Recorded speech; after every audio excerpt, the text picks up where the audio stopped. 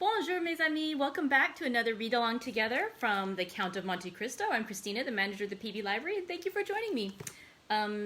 Yesterday, for those of you who tuned in yesterday, you'll know that I had quite a sad little moment when I realized I had failed to remember to bring ice for my iced tea. So today we have ice. Yay! And I have some Earl Grey tea that I brewed. It's still a little bit warm. I brewed it before I went to lunch, so maybe about an hour and a half ago. But it's still, at least it's not hot anymore.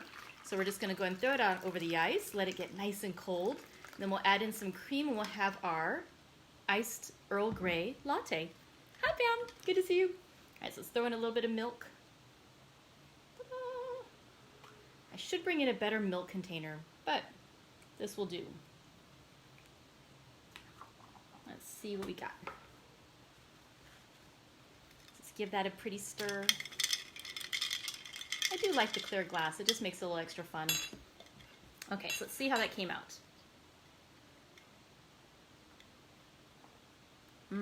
So nice and refreshing, especially on a hot summer day. An iced tea is so good.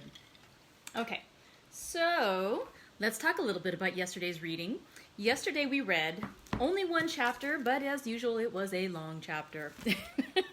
We read the chapter called Yanina, and let's see. It's funny, today I spent some time, I think I've showed you before, I have a little list where I try to parcel out which chapters are going to be read on which day.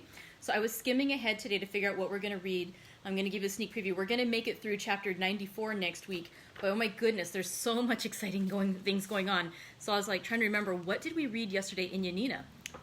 Also good stuff. All right, so let's see. In Yanina, let's see. Really, what did happen? Okay, Franz d'Epinay swore off that he was not going to. He got out of his engagement to Valentine. So Valentine was quite pleased that she and Maximilien Morel now had a chance again to get married. Let's see. Interestingly enough, Madame de Villefort, who does not seem to be very close with Valentine, went to Monsieur Noirtier and said, now that she's not going to marry Franz d'Epinay, would you be willing to put Valentine back in your will? And he agrees to do so. And so this is kind of interesting that Madame de Villefort would intercede on her stepdaughter's behalf in this way.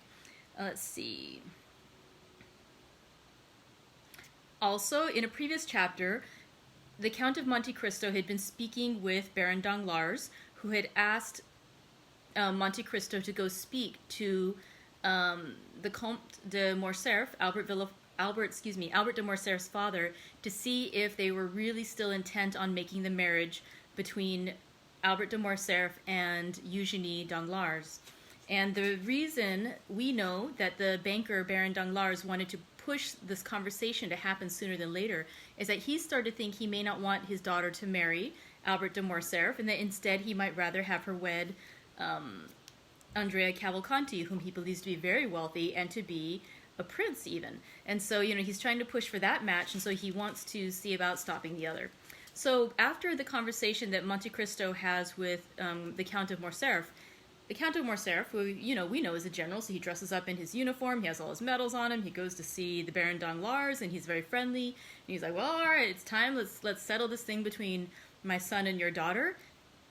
And the Baron Danglars says, let's wait a while. I've heard some things, I don't know if I want my daughter marrying your son, and it's like, he won't directly say to the Count of Morcerf exactly why he's changing his mind, but he's letting the Count of Morcerf know that he is no longer excited to have this wedding uniting their two families. And so that's a very interesting thing. Then, on top of that, shortly after, we see at the end of that conversation, Danglars basically sort of says to the Count of Morcerf, I don't really want to tell you, but maybe you'll figure this out in another day or two. I don't want to tell you the particulars. So the next day, a blind article is published in the newspaper which reads something about how our correspondent at Yanina informs us of a fact that there was a French officer named Fernand who betrayed the Ali Pasha. Okay, I'm just going to say something right here. Judy Gibson has brought up something very interesting. She has asked a question which Yes. Okay, she's asking, are Eugenie Danglars and the imposter prince Benedetto / Andrea actually brother and sister? Is Eugenie not? And it, unfortunately, it doesn't show me more, and I'm worried I'm going to mess up the recording. So the answer is yes. Okay, because we know that Andrea Cavalcanti is actually Benedetto. That Benedetto is the child of Monsieur de Villefort and Madame Danglars from before she married the Baron Danglars, when she was still married to, I believe it was Mr. Nargon. Okay, so we know that that Benedetto is her son. They don't know that. And they do not know that, yes, Baron Danglars is trying to marry off his own daughter to the gentleman who is the son of his wife. Not his child, but his wife's child. So yes, they would be half brother and half sister. Even grosser, right? Okay, so yeah, that's part of the machinations that are going on behind the scenes that they are all not aware of, but we are. And yes, isn't that kind of terrible and wonderful at the same time? Okay, I hadn't wanted to bring it up because I was going to sort of wait until they realized it. Okay, but yes, Judy, you are absolutely right. You've been paying attention. Andrea Cavalcanti is Benedetto. He is the child of Villefort and Madame Danglars. And so right now, her husband is trying to marry off, unknowingly, the half-brother and sister Eugenie Danglars and Benedetto / Andrea Cavalcanti. Great stuff, right? Or as Adrienne puts it, eek! Absolutely also an appropriate response to what's going on. The book is getting, oh gosh, more and more tangled and twisted in wonderful, delightful ways. Oh my goodness. Okay. Seriously, as I was planning out what we're going to read next week, I was like, all right, we've got a couple really long days, but it's because we have to have these chapters together, just the way the action falls. And it's like, you're going to love next week. Oh my goodness. Okay, but this week we still have a few more days and more revelations are coming, I promise. Okay, sorry.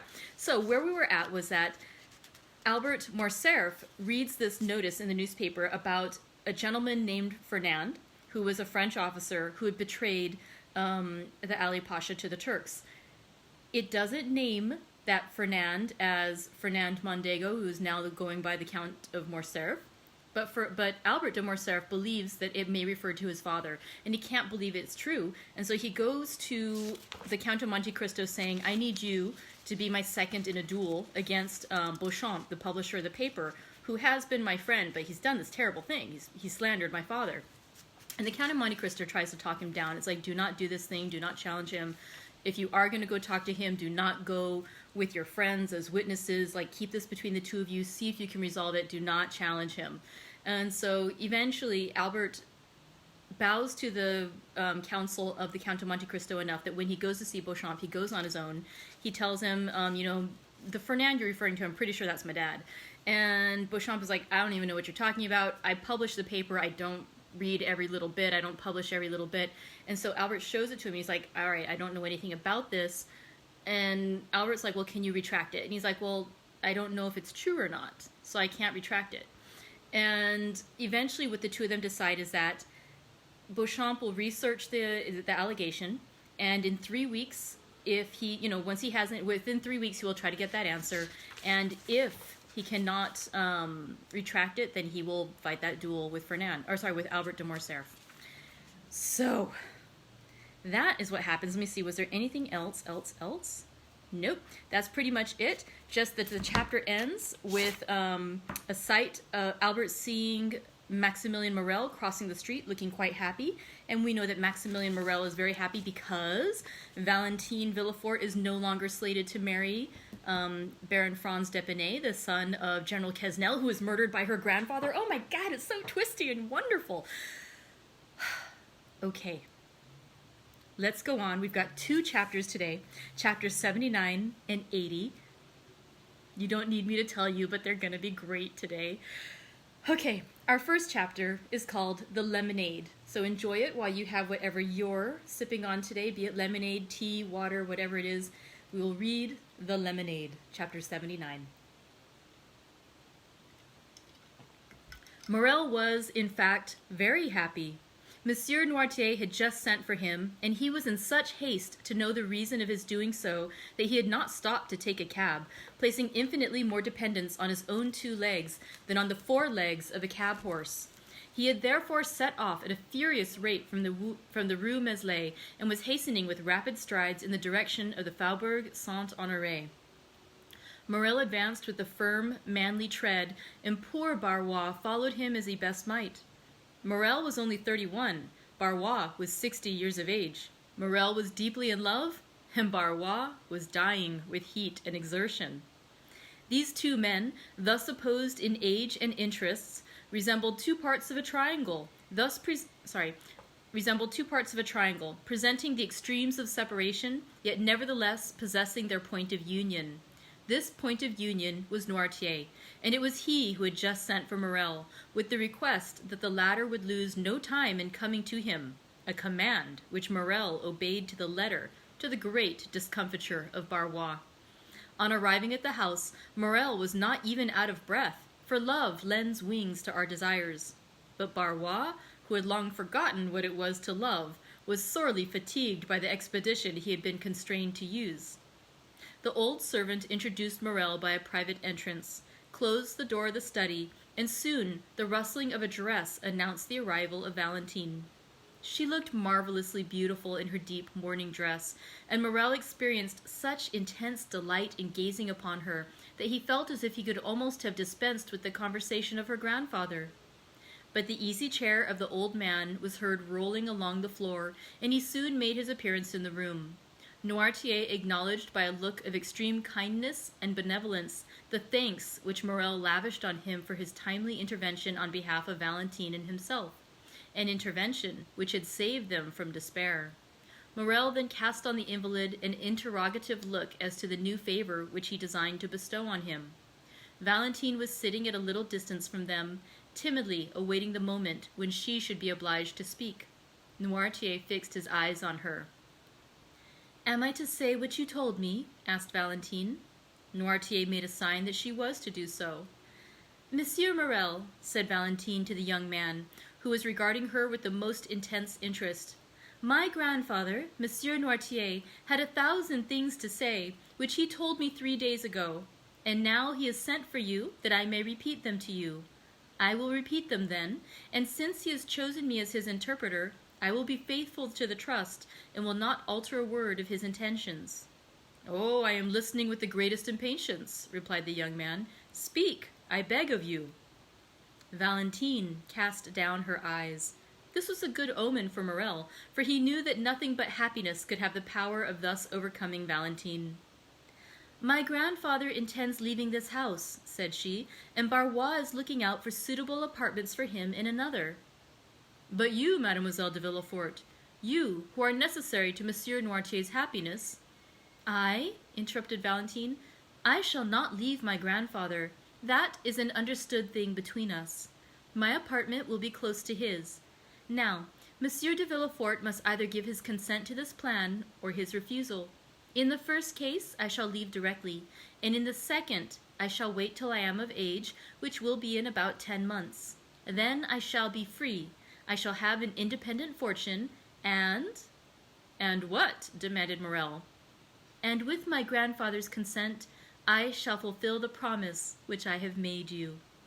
Valentine pronounced these last few words in such a low tone that nothing but Morel's intense interest in what she was saying could have enabled him to hear them. "Have I not explained your wishes, grandpapa?" said Valentine, addressing Noirtier. "Yes," looked the old man. "Once under my grandfather's roof, Monsieur Morel can visit me in the presence of my good and worthy protector. If we still feel that the union we contemplated will be likely to ensure our future comfort and happiness, in that case I shall expect Monsieur Morel to come and claim me at my own hands. But alas, I have heard it said that hearts inflamed by obstacles to their desire grew cold in times of security. I trust we shall never find it so in our experience." "Oh," cried Morel, almost tempted to throw himself on his knees before Noirtier and Valentine, and to adore them as two superior beings. "What have I ever done in my life to merit such unbounded happiness?" "Until that time," continued the young girl in a calm and self-possessed tone of voice, We will conform to circumstances and be guided by the wishes of our friends, so long as those wishes do not tend finally to separate us. In a word, and I repeat it, because it expresses all I wish to convey, we will wait. And I swear to make all the sacrifices which this word imposes, sir, said Morel, not only with resignation, but with cheerfulness. Therefore, continued Valentine, looking playfully at Maximilian, no more inconsiderate actions, no more rash projects, for you surely would not wish to compromise one who from this day regards herself as destined, honorably and happily, to bear your name? Morel looked obedience to her commands. Noirtier regarded the lovers with a look of ineffable tenderness, while Barrois, who had remained in the room in the character of a man privileged to know everything that passed, smiled on the youthful couple as he wiped the perspiration from his bald forehead. "How hot you look, my good Barrois," said Valentine. "Ah, I have been running very fast, mademoiselle, but I must do Monsieur Morel the justice to say that he ran still faster." Noirtier directed their attention to a waiter, on which was placed a decanter containing lemonade and a glass. The decanter was nearly full, with the exception of a little, which had been already drunk by Monsieur Noirtier. "Come, Barrois," said the young girl, "take some of this lemonade. I see you are coveting a good draught of it." "The fact is, mademoiselle," said Barrois, "I am dying with thirst, and since you are so kind as to offer it to me, I cannot say I should at all object to drinking your health in a glass of it." "Take some, then, and come back immediately." Barrois took away the waiter, and hardly was he outside the door, which in his haste he forgot to shut, than they saw him throw back his head and empty to the very dregs the glass which Valentine had filled. Valentine and Morel were exchanging their adieux in the presence of Noirtier when a ring was heard at the doorbell. It was the signal of a visit. Valentine looked at her watch. "It is past noon," said she, "and today is Saturday. I dare say it is the doctor, grandpapa." Noirtier looked his conviction that she was right in her supposition. "He will come in here, and Monsieur Morel had better go. Do you not think so, grandpapa?" "Yes," signed the old man. "Barrois!" cried Valentine. "Barrois!" "I am coming, mademoiselle," replied he. "Barrois will open the door for you," said Valentine, addressing Morel. "And now remember one thing, monsieur officer, that my grandfather commands you not to take any rash or ill-advised step which would be likely to compromise our happiness." "I promised him to wait," replied Morel, "and I will wait." At this moment Barrois entered. "Who rang?" asked Valentine. "Dr. d'Avrigny," said Barrois, staggering as if he would fall. "What is the matter, Barrois?" said Valentine. The old man did not answer, but looked at his master with wild, staring eyes, while with his cramped hand he grasped a piece of furniture to enable him to stand upright. "He is going to fall!" cried Morel. The rigors which had attacked Barrois gradually increased. The features of the face became quite altered, and the convulsive movement of the muscles appeared to indicate the approach of a most serious nervous disorder. Noirtier, seeing Barrois in this pitiable condition, showed by his looks all the various emotions of sorrow and sympathy which can animate the heart of man. Barrois made some steps towards his master. "Ah, sir," said he, "tell me what is the matter with me. I am suffering. I cannot see. 1,000 fiery darts are piercing my brain. Ah, don't touch me. Pray don't." By this time his haggard eyes had the appearance of being ready to start from their sockets. His head fell back, and the lower extremities of the body began to stiffen. Valentine uttered a cry of horror. Morel took her in his arms, as if to defend her from some unknown danger. "Monsieur d'Avrigny! Monsieur d'Avrigny!" cried she in a stifled voice. "Help! Help!" Barrois turned round, and with a great effort stumbled a few steps, then fell at the feet of Noirtier, and resting his hand on the knee of the invalid, exclaimed, "My master! My good master!" At this moment Monsieur de Villefort, attracted by the noise, appeared on the threshold. Morel relaxed his hold of Valentine, and retreating to a distant corner of the room, remained half hidden behind a curtain. Pale, as if he had been gazing on a serpent, he fixed his terrified eye on the agonized sufferer. Noirtier, burning with impatience and terror, was in despair at his utter inability to help his old domestic, whom he regarded more in the light of a friend than a servant. One might, by the fearful swelling of the veins of his forehead and the contraction of the muscles round the eye, trace the terrible conflict which was going on between the living, energetic mind and the inanimate and helpless body. Barrois, his features convulsed, his eyes suffused with blood, and his head thrown back, was lying at full length, beating the floor with his hands, while his legs had become so stiff that they looked as if they would break rather than bend. A slight appearance of foam was visible around the mouth, and he breathed painfully and with extreme difficulty. Villefort seemed stupefied with astonishment, and remained gazing intently on the scene before him without uttering a word. He had not seen Morel. After a moment of dumb contemplation, during which his face became pale and his hair seemed to stand on end, he sprang towards the door, crying out, "Doctor! Doctor! Come instantly! Pray come!" "Madame! Madame!" cried Valentine, calling her stepmother and running upstairs to meet her. "Come quick! Quick! And bring your bottle of smelling salts with you." "What is the matter?" said Madame de Villefort in a harsh and constrained tone. "Oh, come! Come!" "But where is the doctor?" exclaimed Villefort. "Where is he?" Madame de Villefort now deliberately descended the staircase. In one hand she held her handkerchief, with which she appeared to be wiping her face, and in the other a bottle of English smelling salts. Her first look on entering the room was at Noirtier, whose face, independent of the emotion which such a scene could not fail of producing, proclaimed him to be in possession of his usual health. Her second glance was at the dying man.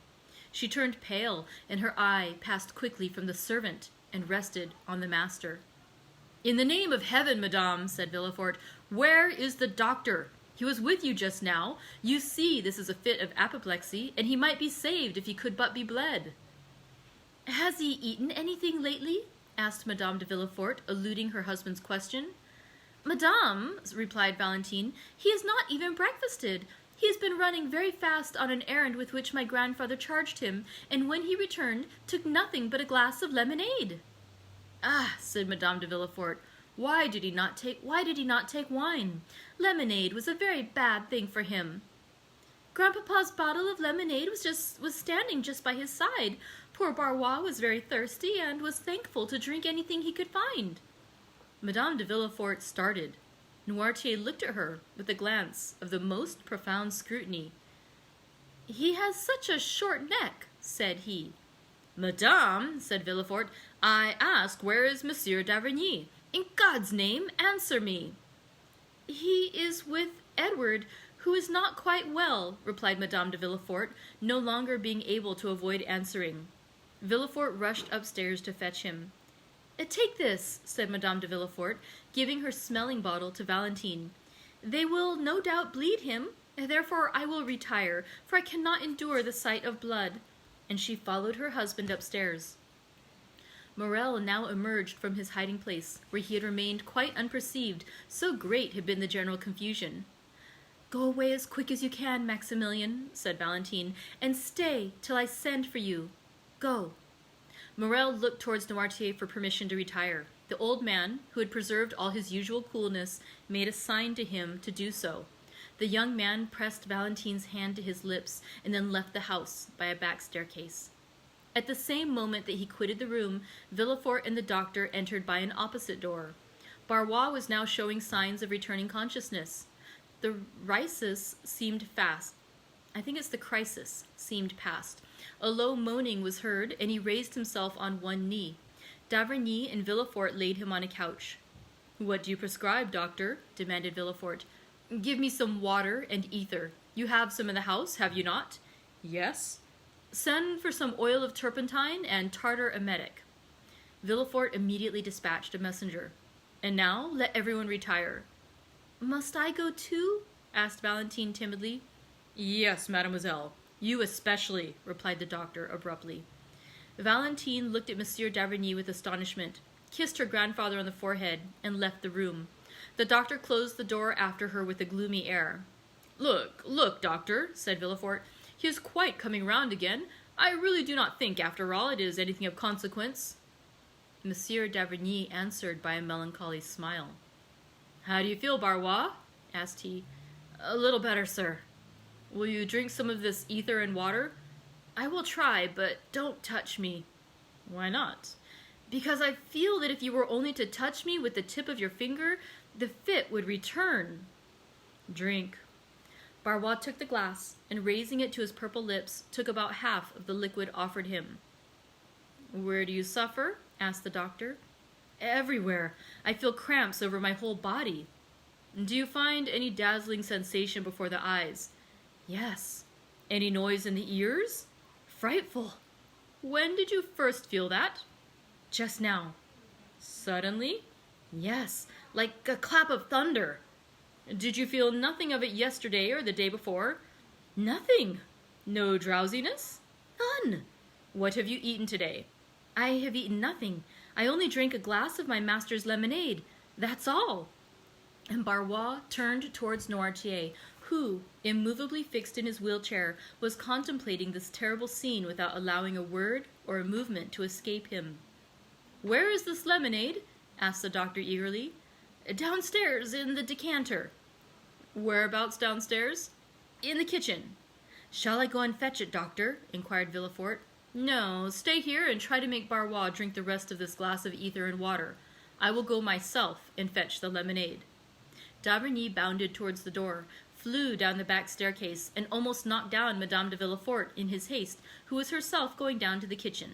She cried out, but d'Avrigny paid no attention to her, possessed with but one idea. He cleared the last 4 steps with a bound and rushed into the kitchen, where he saw the decanter about 3 parts empty still standing on the waiter, where it had been left. He darted upon it as an eagle would seize upon its prey. Panting with loss of breath, he returned to the room he had just left. Madame de Villefort was slowly ascending the steps which led to her room. Is this the decanter you spoke of? Asked d'Avrigny. Yes, doctor. Is this the same lemonade of which you partook? I believe so. What did it taste like? It had a bitter taste. The doctor poured some drops of the lemonade into the palm of his hand, put his lips to it, and after having rinsed his mouth as a man does when he is tasting wine, he spat the liquor into the fireplace. It is no doubt the same, said he. Did you drink some too, Monsieur Noirtier? Yes. And did you also discover a bitter taste? Yes. Oh, doctor, cried Barrois, the fit is coming on again. Oh, do something for me. The doctor flew to his patient. That emetic, Villefort. See if it is coming. Villefort sprang into the passage, exclaiming, The emetic! The emetic! Is it come yet? No one answered. The most profound terror reigned throughout the house. If I had anything by means of which I could inflate the lungs, said d'Avrigny, looking around him, perhaps I might prevent suffocation. But there is nothing which would do. Nothing. Oh, sir, cried Barrois, are you going to let me die without help? Oh, I am dying. Oh, save me. A pen, said the doctor. There was one lying on the table. He endeavored to introduce it into the mouth of the patient, who in the midst of his convulsions was making vain attempts to vomit. But the jaws were so clenched that the pen could not pass them. This second attack was much more violent than the first, and he had slipped from the couch to the ground, where he was writhing in agony. The doctor left him in this paroxysm, knowing that he could do nothing to alleviate, and going up to Noirtier said abruptly, How do you find yourself? Well? Yes. Have you had any weight on the chest, or does your stomach feel light and comfortable, eh? Yes. Then you feel pretty much as you generally do after you have had the dose, which I am accustomed to give you every Sunday? Yes. Did Barrois make your lemonade? Yes. Was it you who asked him to drink some of it? No. Was it Monsieur de Villefort? No. Madame? No. It was your granddaughter then, was it not? Yes. A groan from Barrois, accompanied by a yawn which seemed to crack the very jawbones, attracted the attention of Monsieur d'Avrigny. He left Monsieur Noirtier and returned to the sick man.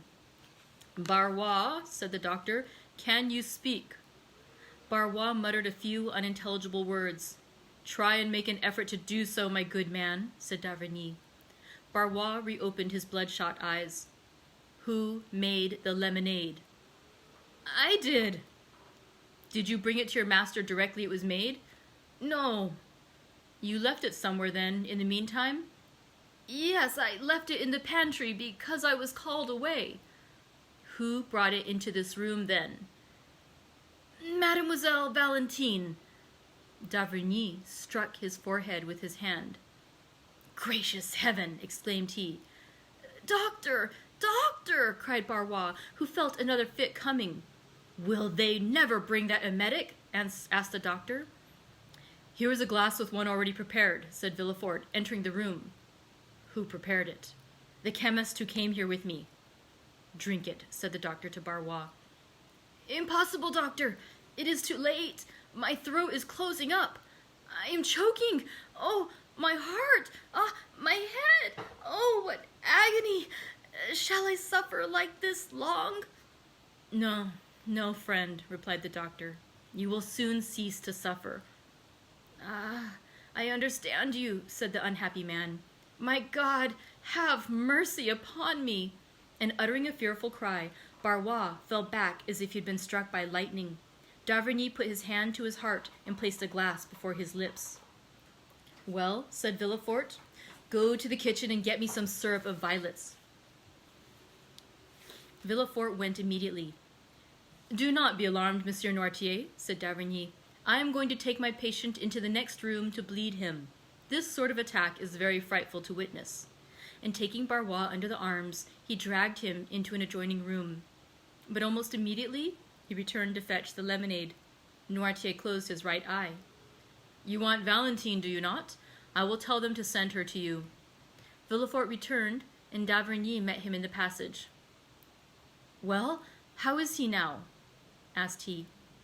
Come in here, said d'Avrigny, and he took him into the chamber where the sick man lay. Is he still in a fit? Said the procureur. He is dead.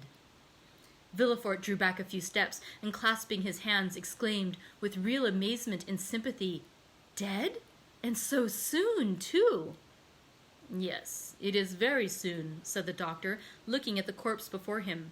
But that ought not to astonish you. Monsieur and Madame de Saint-Méran died as soon.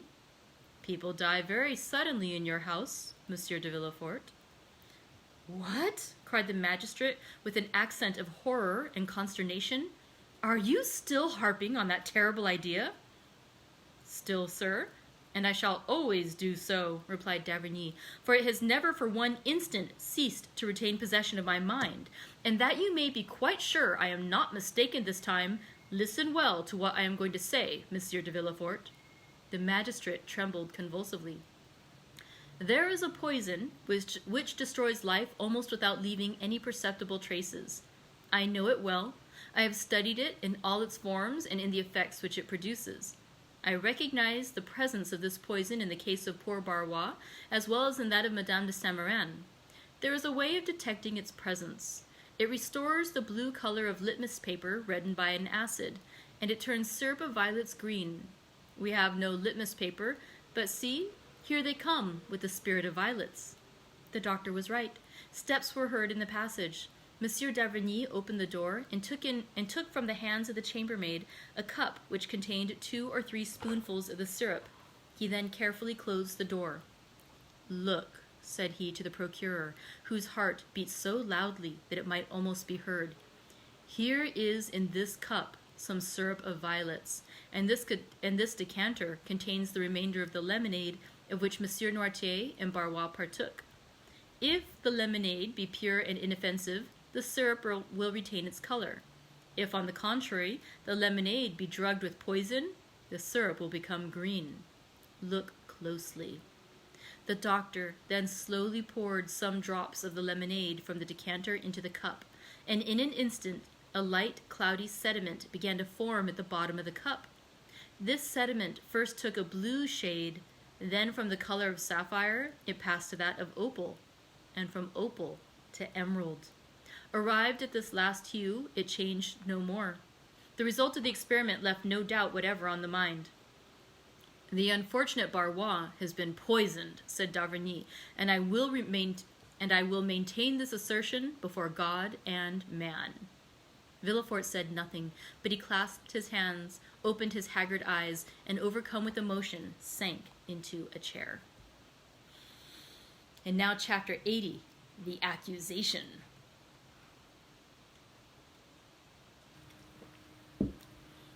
Monsieur d'Avrigny soon restored the magistrate to consciousness, who had looked like a second corpse in that chamber of death.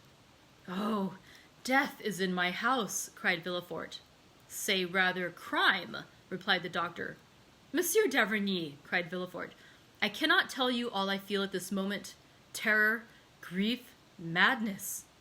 "Yes," said Monsieur d'Avrigny with an imposing calmness, "but I think it is now time to act. I think it is time to stop this torrent of mortality. I can no longer bear to be in possession of these secrets without the hope of seeing the victims and society generally revenged." Villefort cast a gloomy look around him. "In my house," murmured he, "in my house." "Come, magistrate," said Monsieur d'Avrigny, "show yourself a man. As an interpreter of the law, do honor to your profession by sacrificing your selfish interests to it." "You make me shudder, doctor. Do you talk of a sacrifice?" "I do." "Do you then suspect anyone?" "I suspect no one. Death raps at your door. It enters. It goes, not blindfolded, but circumspectly, from room to room. Well, I follow its course. I track its passage. I adopt the wisdom of the ancients and feel my way, for my friendship for your family and my respect for you are as a twofold bandage over my eyes." "Well?" "Oh, speak, speak, doctor. I shall have courage." "Well, sir, you have in your establishment, or in your family, perhaps, one of the frightful monstrosities of which each century produces only one. Locusta and Agrippina, living at the same time, were an exception and proved the determination of Providence to effect the entire ruin of the Roman Empire, sullied by so many crimes. Brunhilde and Fredegund were the results of the painful struggle of civilization in its infancy, when man was learning to control mind, were it even by an emissary from the realms of darkness. All these women had been, or were, beautiful. The same flower of innocence had flourished, or was still flourishing, on their brow. That is seen on the brow of the culprit in your house." Villefort shrieked, clasped his hands, and looked at the doctor with a supplicating air, but the latter went on without pity. "Seek whom the crime will profit," says an axiom of jurisprudence. "Doctor," cried Villefort, "alas, doctor, how often has man's justice been deceived by those fatal words? I know not why, but I feel that this crime—" "You acknowledge, then, the existence of the crime?" "Yes, I see too plainly that it does exist. But it seems that it is intended to affect me personally. I fear an attack myself after all these disasters." "Oh, man," murmured d'Avrigny, the most selfish of all animals, the most personal of all creatures, who believes the earth turns, the sun shines, and death strikes for him alone. An ant cursing God from the top of a blade of grass. And have those who have lost their lives lost nothing? Monsieur de Saint-Méran, Madame de Saint-Méran, Monsieur Noirtier—" "How? Monsieur Noirtier?" "Yes. Think you it was the poor servant's life was coveted? No, no. Like Shakespeare's Polonius, he died for another. It was Noirtier the lemonade was intended for. It was Noirtier, logically speaking, who drank it. The other drank it only by accident, and although Barrois is dead, it was Noirtier whose death was wished for." "But why did it not kill my father?" "I told you one evening in the garden after Madame de Saint-Méran's death. Because his system is accustomed to that very poison, and the dose was trifling to him, which would be fatal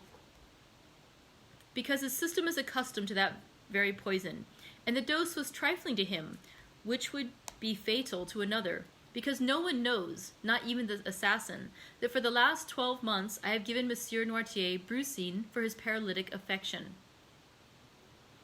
While the assassin is not ignorant, for he has proved that brucine is a violent poison." "Oh, have pity, murmured Villefort, wringing his hands. Follow the culprit's steps. He first kills Monsieur de Saint-Méran. Oh, doctor! I would swear to it. What I heard of his symptoms agrees too well with what I have seen in the other cases. Villefort ceased to contend. He only groaned. He first kills Monsieur de Saint-Méran, repeated the doctor. Then Madame de Saint-Méran. A double fortune to inherit. Villefort wiped the perspiration from his forehead. Listen attentively.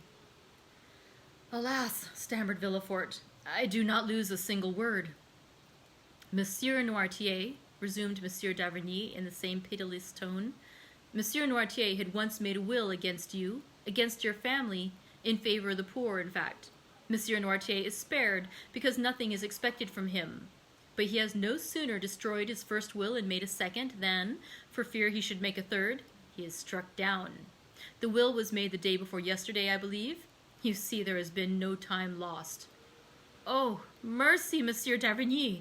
No mercy, sir. The physician has a sacred mission on earth, and to fulfill it, he begins at the source of life and goes down to the mysterious darkness of the tomb. When crime has been committed, and God, doubtless in anger, turns away his face, it is for the physician to bring the culprit to justice. Have mercy on my child, sir, murmured Villefort. You see, it is yourself who have first named her. You, her father. Have pity on Valentine. Listen, it is impossible. I would as willingly accuse myself. Valentine, whose heart is pure as a diamond or a lily. No pity, procurer. The crime is flagrant. Mademoiselle herself packed all the medicines which were sent to Monsieur de Saint-Méran, and Monsieur de Saint-Méran is dead. Mademoiselle de Villefort prepared all the cooling draughts which Madame de Saint-Méran took, and Madame de Saint-Méran is dead. Mademoiselle de Villefort took from the hands of Barrois, who was sent out, the lemonade which Monsieur Noirtier had every morning, and he has escaped by a miracle. Mademoiselle de Villefort is the culprit. She is the poisoner. To you, as the king's attorney, I denounce Mademoiselle de Villefort. Do your duty. Doctor, I resist no longer. I can no longer defend myself. I believe you, but for pity's sake, spare my life, my honor. Monsieur de Villefort, replied the doctor with increased vehemence, there are occasions when I dispense with all foolish human circumspection. If your daughter had committed only one crime, and I saw her meditating another, I would say, warn her, punish her, let her pass the remainder of her life in a convent, weeping and praying. If she had committed 2 crimes, I would say, here, Monsieur de Villefort, is a poison that the poisoner is not acquainted with, one that has no known antidote, quick as thought, rapid as lightning, mortal as the thunderbolt. Give her that poison, recommending her soul to God, and save your honor and your life, for it is yours she aims at. And I can picture her approaching your pillow with her hypocritical smiles and her sweet exhortations.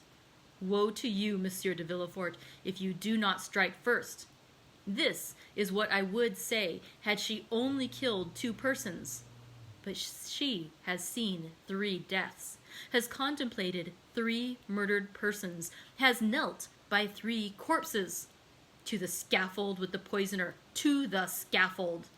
Do you talk of your honor? Do what I tell you, and immortality awaits you. Villefort fell on his knees. Listen, said he. I have not the strength of mind you have, or rather that which you would not have, if instead of my daughter Valentine, your daughter Madeleine were concerned. The doctor turned pale. Doctor, every son of woman is born to suffer and to die. I am content to suffer and to await death. Beware, said Monsieur d'Avrigny. It may come slowly. You will see it approach after having struck your father, your wife, perhaps your son. Villefort, suffocating, pressed the doctor's arm. Listen, cried he. Pity me. Help me. No, my daughter is not guilty. If you drag us both before a tribunal, I will still say, no, my daughter is not guilty. There is no crime in my house. I will not acknowledge a crime in my house. For when crime enters a dwelling, it is like death. It does not come alone. Listen, what does it signify to you if I am murdered? Are you my friend? Are you a man? Have you a heart? No, you are a physician. Well, I tell you, I will not drag my daughter before a tribunal and give her up to the executioner. The bare idea would kill me, would drive me like a madman to dig my heart out with my fingernails. And if you are mistaken, doctor, if it were not my daughter, if I should come one day, pale as a spectre, and say to you, Assassin, you have killed my child. Hold, if that should happen, although I am a Christian, Monsieur Avrigny, I should kill myself. Well, said the doctor after a moment's silence, I will wait. Villefort looked at him as if he had doubted his words. Only, continued Monsieur d'Avrigny with a slow and solemn tone, if anyone falls ill in your house, if you feel yourself attacked, do not send for me, for I will come no more.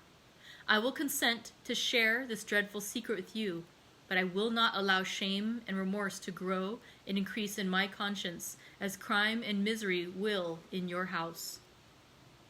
Then you abandon me, doctor? Yes, for I can follow you no farther, and I only stop at the foot of the scaffold. Some further discovery will be made, which will bring this dreadful tragedy to a close. Adieu. I entreat you, doctor. All the horrors that disturb my thoughts make your house odious and fatal.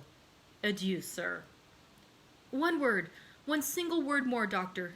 You go, leaving me in all the horrors of my situation, leaving me in all the horror of my situation, after increasing it by what you have revealed to me. But what will be reported of the sudden death of the poor old servant? True, said Monsieur d'Avrigny. We will return. The doctor went out first, followed by Monsieur de Villefort. The terrified servants were on the stairs and in the passage where the doctor would pass. Sir, said d'Avrigny to Villefort, so loud that all might hear, poor Barrois has led too sedentary a life of late. Accustomed formerly to ride on horseback or in the carriage, to the four corners of Europe, the monotonous walk around that armchair has killed him. His blood has thickened. He was stout, had a short, thick neck. He was attacked with apoplexy, and I was called in too late. By the way, added he in a low tone, take care to throw away that cup of syrup of violets in the ashes. The doctor, without shaking hands with Villefort, without adding a word to what he had said, went out, amid the tears and lamentations of the whole household. The same evening, all Villefort's servants, who had assembled in the kitchen and had a long consultation, came to tell Madame de Villefort that they wished to leave. No entreaty, no proposition of increased wages could induce them to remain. To every argument they replied, "We must go, for death is in this house." They all left, in spite of prayers and entreaties, testifying their regret at leaving so good a master and mistress, and especially Mademoiselle Valentine, so good, so kind, and so gentle. Villefort looked at Valentine as they said this. She was in tears, and, strange as it was, in spite of the emotions he felt at the sight of these tears, he looked also at Madame de Villefort, and it appeared to him as if a slight, gloomy smile had passed over her thin lips, like a meteor seen passing inauspiciously between two clouds in a stormy sky. And that concludes chapter 80 of the Count of Monte Cristo. I love how descriptive the language he uses sometimes to describe a scene. It's just beautiful. But yes, today was another exciting chapter filled with intrigue, drama, and most notably the accusation of the doctor that it is Valentine Villefort who has poisoned her grandparents and attempted to poison her grandfather in order to win their fortune. So, we'll find out what happens soon. Tomorrow we're only going to read one chapter. Again, it is, as usual, a long chapter. We'll be done before 4. And actually, speaking of the time, it's not quite been an hour yet today. I was going to mention to you, for those of you who are still there, you may notice that for the past couple of days I've been wearing a special little brooch, or I'm calling it a rosette. It's actually in honor of the suffrage movement because we're celebrating this month the centennial of the ratification of the 19th Amendment. And so this is a suffrage rosette that I crocheted using the colors of the suffrage movement, purple, green, and white. There is also, just so you know, purple, green, and white are the colors that were most commonly associated with the suffrage movement in Britain. The suffrage movement in the United States was more often purple, green, and yellow, or gold. I just didn't have as much gold thread or yarn as I had white, so I chose white. But yeah, if you're interested in learning how to make your own, I filmed a video for the San Diego Public Library's Stay in Summer Reading Club. We do an adult craft every Thursday at 4 o'clock during the summertime. Thank you, Judy. I'm glad you noticed. Yeah, so I filmed a little video on how to crochet your very own suffrage corsage, or is that what I'm calling it now? No, I'm calling it a rosette. Sorry, I've gone back a few times in my mind. Is it a suffrage brooch? Is it a suffrage corsage? Suffrage rosette is what we decided. So yeah, if you'd like to learn how to make your own, they're very simple. It's just a simple flower. There's 3 different of them stacked together and then attached to a safety pin. So if you'd like to learn how to do that, there's going to be a video posting at 4 o'clock today in both the Pacific Beach Libraries page and in the Stay in Summer Reading Club's page. And I'll also post a link to it in our group. So thank you very much for joining me today. I hope you have a wonderful, wonderful rest of your day. And we'll see you tomorrow for 1 more chapter tomorrow and then 14 chapters next week. I am so excited about where this is going. There are amazing revelations coming up. So even more exciting. Oh, yes. The description of Madame de Villefort's smile was a little interesting. I don't know what that could mean, but yes, it was a little interesting. So we'll see if anything more comes of that. And yeah, so thank you very much. Enjoy your drinks and your reading, and I hope if you are having a drink that it's a nice cold one today, because it's hot. Thank you very much. We'll see you next time, and maybe if you want to join me for the video on how to make crochet or how to crochet your own suffrage rosette, you can watch that one too. Thank you. Bye.